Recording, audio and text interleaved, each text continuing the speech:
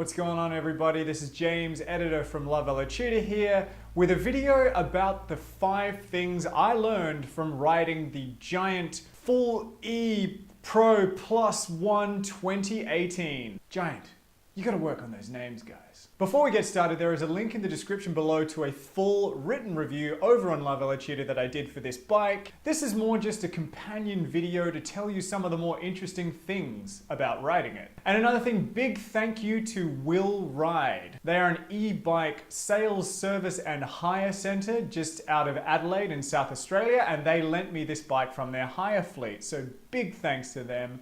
I've got a link to their website in the description below as well. If you're in Adelaide and you want to talk e-bikes, they are experts and they are really, really nice people.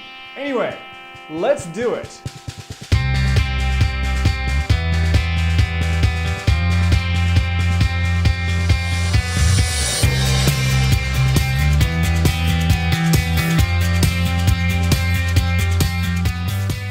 So the first thing I learned is that the physics are a little bit crazy with an e-mountain bike. This bike is a thick 24 kilograms thanks to the added weight of the battery and motor. So it feels quite different to ride, and there's a very different set of physics as a result.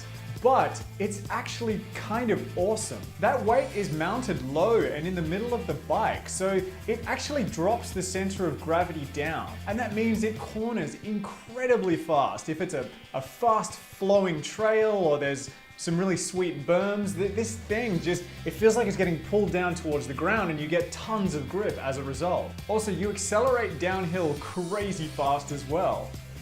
All that extra weight just has you rocketing down the trail. And that brings me to one of the drawbacks of those funny physics. You have to respect your braking points on this thing.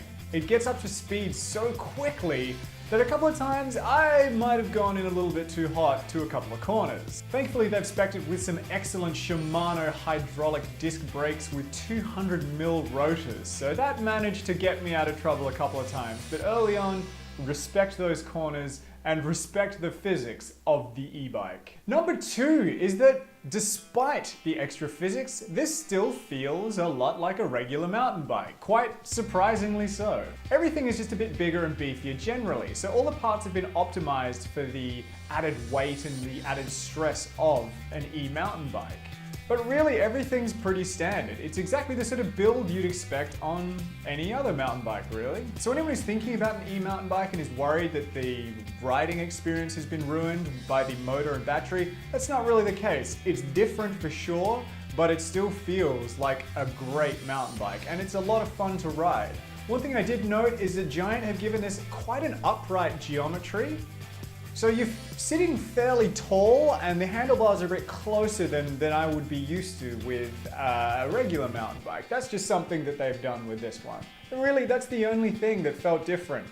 Now, the third thing I learned is that Eco is everything. Now, Eco mode is the lowest power setting, and it's the one that I used far more than anything else. It gives you the power you need without feeling like the bike is riding itself. So above Eco mode, there's 4 more powerful modes, and I used those when the road got really steep. But generally I used Eco mode the most because it's a mode that you really work with. You can feel it just sort of cutting in and out as you need it and as your speed drops below 25 kilometers an hour. This is a pedal assist bike, so it doesn't have a throttle or anything like that. It responds to your pedal input and gives you power to help you out. So a lot of people might feel that these bikes just kind of ride themselves and that they're for unruly hooligans, but no, I just used the lowest power mode and had a great time.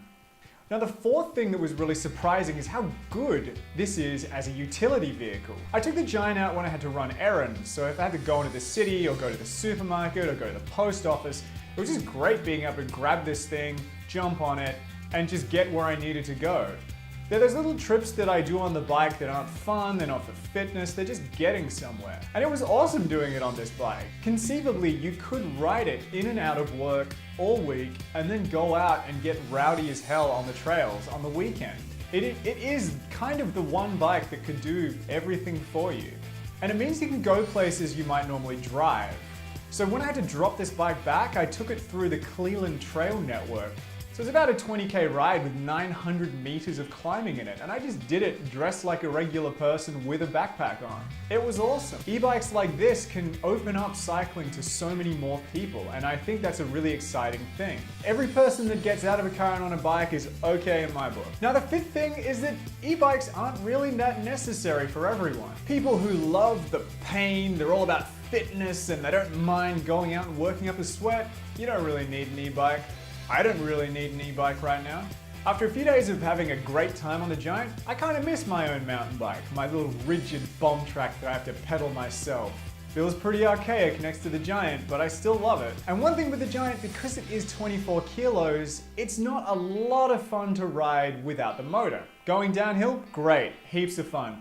But if you're going uphill, a 24 kilo bike is pretty hard to shift. For those who want some help pedaling, an e-mountain bike like the Giant is fantastic. You can go out and have a brilliant time. You can do more trails. You can do more runs in less time. You don't need a shuttle. There's so many benefits. So those are 5 interesting talking points from my experiences with the Giant Full E Plus 1 Pro 2018. Again, if you want to read a review, head into the description. And if you want to hire one of these, click the link to the Will Ride website and hit them up. They're really good people. Thank you so much for watching. Don't forget to subscribe, and I will see you next time.